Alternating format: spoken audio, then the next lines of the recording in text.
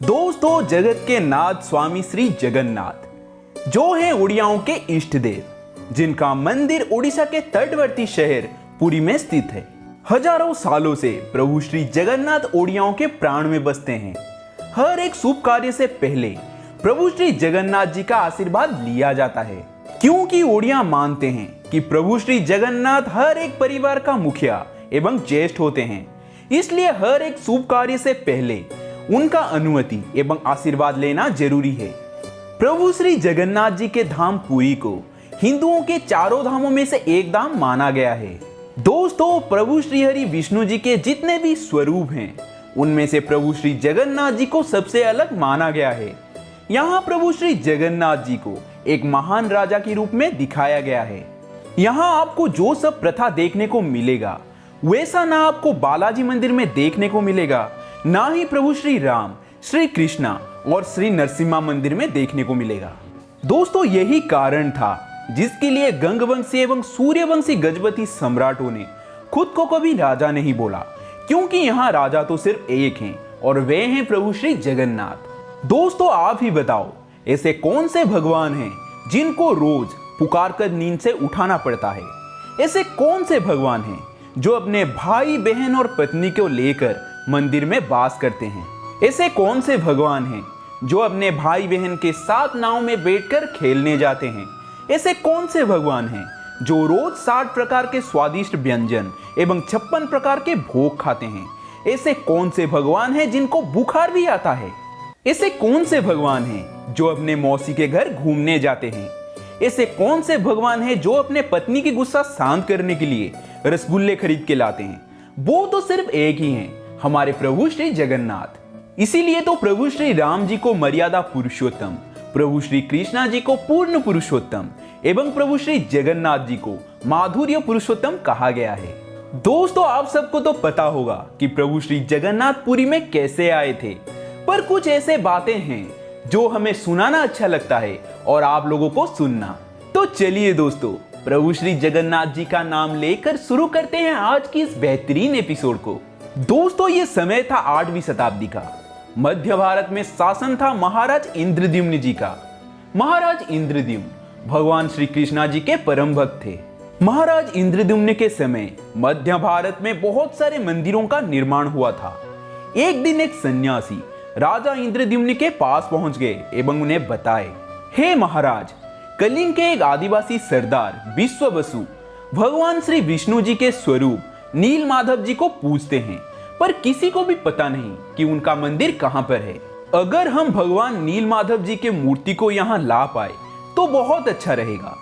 राजा इंद्रद्युम्न तुरंत साधु के बात में हाँ मिलाते हैं और इस कार्य को करने के लिए वो अपने अनुचर विद्यापति को जिम्मा सौंपते हैं। पहाड़, नदी एवं जंगल से होते हुए विद्यापति आ पहुंचते हैं विश्ववसु के गांव। वहां उनको विश्ववसु के कन्या ललिता के साथ प्यार हो जाता है।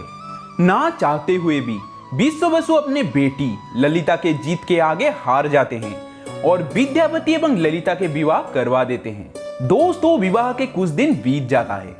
ललिता देखती हैं कि विद्यापति दुखित हैं। ललिता उनके पास जाती हैं और उनको उनके दुख का कारण पूछती हैं। विद्यापति ललिता से बोलते हैं कि मुझे नील माधव जी का दर्शन करना है। तुम अपने पिता से बोलकर मेरे ये इच्छा उनके सामने रखो। ललिता जाती हैं एवं अपने पिता से ये बात बोलती हैं, पर विश्ववसु पहले तो मना कर देते हैं। पर जब ललिता जीत पकड़ लेती हैं, तब विश्ववसु को आखिरकार राजी होना पड़ता है। पर वो भी एक शर्त रखते हैं। वो बोलते हैं कि विद्यापति के आंख पर पट्टी बांध लिया जाएगा ताकि वो रास्ता ना देख सके। ये शर्त पर विद्यापति खुशी खुशी मान गए। पर जब वो रास्ते में जा रहे थे तो वे अपने साथ लाए सरसों के दाने को रास्ते में बिछाते जा रहे थे। ऐसा करते करते वे पहुंच गए श्री नील माधव के मंदिर में। नील माधव जी के दिव्य रूप देखकर विद्यापति भी हैरान रह गए। वो देव दर्शन करके वापस लौट आए और अपने राज्य चले गए। वहां वे महाराज को हर एक बात बताए। राजा इंद्रद्युम्न को साथ लिए विद्यापति निकल पड़े श्री नील माधव जी के मंदिर के तरफ। जब दोनों वहां पहुंचे तो मंदिर में श्री नील माधव जी की मूर्ति नहीं था। दोनों चिंतित हो पड़े एवं अपने कृत्य के लिए भगवान से माफी मांगकर अपने राज्य लौट आए। उसी दिन रात में राजा इंद्रद्युम्न जी को श्री नीलमाधव जी दर्शन देकर बोले, पूरी समुद्र में तुमको एक पेड़ का तना तैरता हुआ मिलेगा जिसके अंदर ब्रह्म पदार्थ है। तुम उसी लकड़ी से प्रभु श्री जगन्नाथ जी के मूर्ति बनाना। मैं आज से नीलमाधव नहीं बल्कि श्री जगन्नाथ के रूप में पूजा जाऊंगा। सुबह सुबह राजा पूरी समुद्री तट में पहुंच गए। उनको वहां सचमुच एक पेड़ का तना तैरता हुआ दिखाई पड़ा। राजा तुरंत समुद्र में कूद गए एवं वो तने को खींच के समुद्र के किनारे लाए। तभी वहां राजा जी के सेना भी पहुंच गए एवं उस तने को सुसज्जित करके महल में लाया गया। पर दोस्तों, अभी शुरू होता है परीक्षा की घड़ी। दोस्तों, श्री जगन्नाथ, ना कोई ये नाम सुना था, ना ही उन्हें कोई देखा था। मूर्ति बनाएं तो बनाएं कैसे? राज्य के बेहतरीन कारीगरों को बुलाया गया। वे सब राजा इंद्रद्युम्न के पास अपना विचार रखे।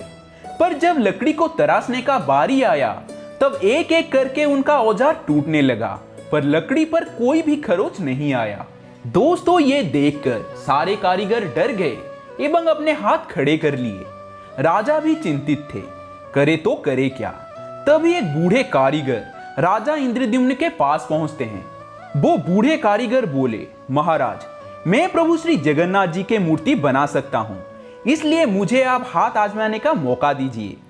राजा इंद्रद्युम्न खुशी में झूम उठे, क्योंकि बूढ़े कारीगर की रूप में आशा की एक छोटी सी किरण उन्हें दिखाई पड़ा।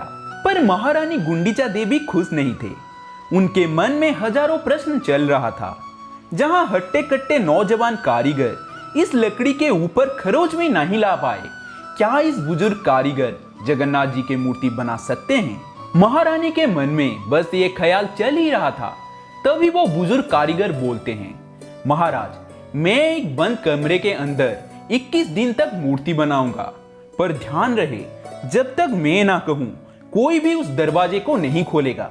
महाराज भी खुशी खुशी मान गए, क्योंकि मूर्ति बनाने के लिए उस बूढ़े कारीगर के अलावा और कोई नहीं बचा था। राजा तुरंत उस कारीगर के लिए मूर्ति बनाने का सारा इंतजाम करवा देते हैं। मूर्ति बनाने का कार्य शुरू कर दिया जाता है। दरवाजा बंद करके बाहर प्रहरियों को तैनात कर दिया जाता है। रोज उस कमरे के अंदर से छेनी और हथौड़ी का शब्द सुनाई दे रहा था, पर कार्य आरंभ के 15वां दिन उस कमरे के अंदर कोई भी आवाज नहीं आ रहा था। रानी गुंडीचा देवी चिंतित हो पड़ी। उनके दिमाग में बहुत सारे बुरे बुरे ख्याल आ रहे थे। वो महाराज इंद्रद्युम्न जी के पास जीत पे अड़ गए कि तुरंत दरवाजा खोलिए, कहीं वो बूढ़े कारीगर के साथ कुछ अनिष्ट तो नहीं घट गया। रानी गुंडीचा देवी की जीत के आगे राजा इंद्रद्युम्न को हार मानना पड़ता है और वे दरवाजा खोलने का अनुमति दे देते हैं।